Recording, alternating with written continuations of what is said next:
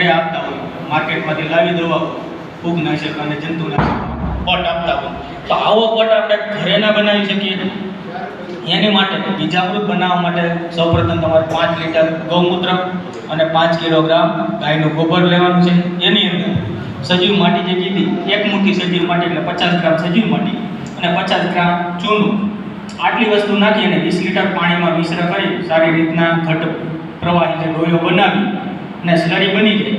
એને પછી તમે કોઈ પણ બીજ હોય તમારા એને તમે ટ્રીટમેન્ટ આપી શકો, પટ આપી શકો, અથવા તો ધરવું આવતા હોય, ફેર રોપણી કરતા હોય, રોપા વાવતા હોય, દાખલા તરીકે કોઈ પણ તમે શાકભાજી વાવતા હોય તો એના રોપાના મૂળને ડૂબાડી અને ત્યારબાદ તમારે વાવેતર કે રોપણી કરવાની છે.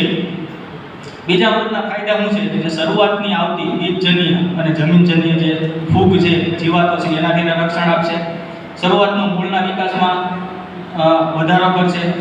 એકંદરે જે જર્મિનેશન થવું જોઈએ, ઉગાવો થવો, એક સાથે ઉગાવો થશે, ઉગાવમાં ટકાવારીમાં વધારો કરશે. જાતે અમુક વાર આપણે થતું હોય કે મગફળી આપેલી હોય પણ તો અમુક મગફળીનો દાણો 5 દિવસે ઉગી નીકળતો, અમુક પાછો મોટો 10 દિવસે નીકળતો. આવું ન થાય. જો બીજામૃતમાં બીજ પટ આપેલો હોય છે એની જગ્યાએ 5 દિવસે નીકળતા હોય તો બધા દાણા તમારા 5 દિવસે ઉગશે. આ બીજામૃતની તાકાત છે.